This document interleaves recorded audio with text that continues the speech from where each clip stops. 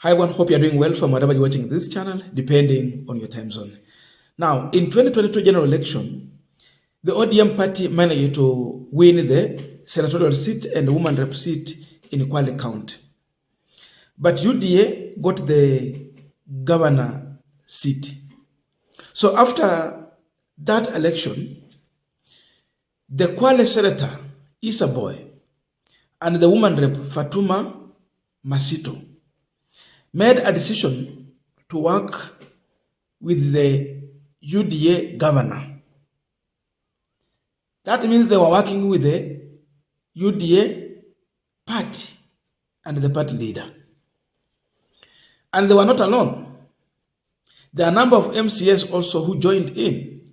We have Hanifa, Majirani, and Khalid Ngala. They all started working closely with the governor. They defended him. They defended the UDA administration. But things are turning around. They are now taking a U-turn. Raila, we know he is in a move to popularize for the ODM party and the party registration drive that's going on. And this move alone is proving a point to this country that the only way politicians might survive in the next election is just by distancing themselves from UDA and working closely with the ODM. As simple as that. So when Raila made his way to Kwale, the senator delivered a very strong message. He was on his knees, and indeed from his heart you would feel that indeed he is asking for forgiveness. He asked Raila to forgive him. He has asked ODM party to forgive him. And above all, he has promised to work for the ODM, stand with the ODM and preach the ODM gospel. The woman rep also did the same. So those MCS and everyone is back in ODM party. If Ruto thought that in the next election, because he had the governor, and now senator and woman rep are supporting him with a number of MCS, then that might not happen. They are back home.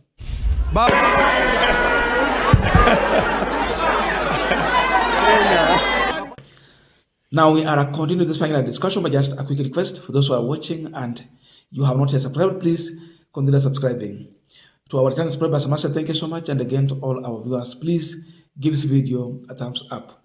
Thank you so much, and back to this discussion. Now, very simple. If you check on the political situation in this country as of now, it is time for Raila to harvest, and it's time for Ruto to lose. He's losing, but Raila is harvesting. That is the truth. And the question remains that why are those who are running to William Ruto now dumping Ruto? You know, people are attracted to power. So Ruto is the president. You run to him for some helps here and there. You associate with him for some privileges here and there. And even those allies who had moved a long time ago from ODM to join the government side, they regret what they did. Maybe it is just time for them to make money, knowing that in the next election they will be nowhere. They will be nowhere. So in the move we are seeing Kwale senator taking is a clear indication. It is informed by the current political situation on the ground. The people in Kwale are not comfortable with the Kenya Kwanza administration. If they were comfortable with that, there is no way the senator will move and join the ODM side which he ride on. Kama kweli watu wa Kwale wangekuwa zaidi yao, wamependa UDA party, wako kwa Kenya Kwanza, huyu senator hangeenda. But he has made that informed decision because that is the movement on the ground. Watu wa Kwale wameona hii serikali si nzuri. Kwa hivyo yeye ameamua kufuata uamuzi ya watu wa Kwale. Simple as that. So you check on the woman rep, the MCS, it's the same thing.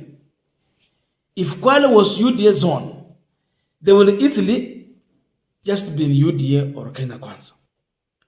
But because they are realizing that watu hawapendi hii chama na kuna sababu kubwa zenye tayari mshajua how UDA has really failed that are making them to run away from UDA. So the issue here is that you speak the language of the people on ground. And the language is anyone who is being viewed or suspected to be supporting the government side is then declared as an enemy of the people. You can't support an oppressor of the people. You can't support impunity. UDA and Kenya Kwanza is full of impunity. They have oppressed Kenyans. They don't care. And therefore, anyone who associates with them is being viewed by the people as an enemy. So these people have decided that we rather not be viewed as an enemy of the people, but as a defender of the people. Just like Raila Odinga. Defend the people, but not the oppressors of the people. By the way, you know, when we are defending the governor and the government side, the question is, are you defending the truth? The fact remains that it is so much expensive to sustain a lie. And therefore, if you cannot afford to sustain a lie, you rather distance yourself from lies. So the senator, the woman rep, and a group of MCAs, they are learning that they cannot afford to continuously defend lies. Ruto ni muongo. Serikali yake imejaa uongo. Kila mtu huko ni muongo. So, sustaining those lies becomes a problem. You can't promise every day. There is time for everything. Time for promise and time for delivery. When you keep on promising at a time when they anticipate you to deliver, then you have failed. Hayo ndio mambo yanafanyika sasa. So these people are making a very informed decision that we can't sustain these lies. It is so much expensive. We cannot afford to sustain it. We rather walk away from it. So people are coming back home. And for them, you can see there was a lot of emotion in this. And that means they mean it. They are really regretting why they went to the government side. Why they supported, they defended Ruto. They regret for that. So this tells you that it is time for Raila Odinga to raid the Kwale County, reclaim it, and soon, in the next election, even the governor will be thinking, nilifanya vizuri ama kweli, ndio niende ODM, or just prepare that the one who will be buying on ODM ticket might just win. Atom clowns. So there is a shift, a paradigm shift in Kwale. Political equation is changing. It is changing because people are aware that they have been oppressed. They are living expensive life. They cannot afford because the regime in power has insulted people in very many ways through their policies and the bill they have. So because of all this, that is the political situation we are in as of now. I don't know your views, but let us meet in the comment section to continue with this discussion. Thank you so much and see you in our next video.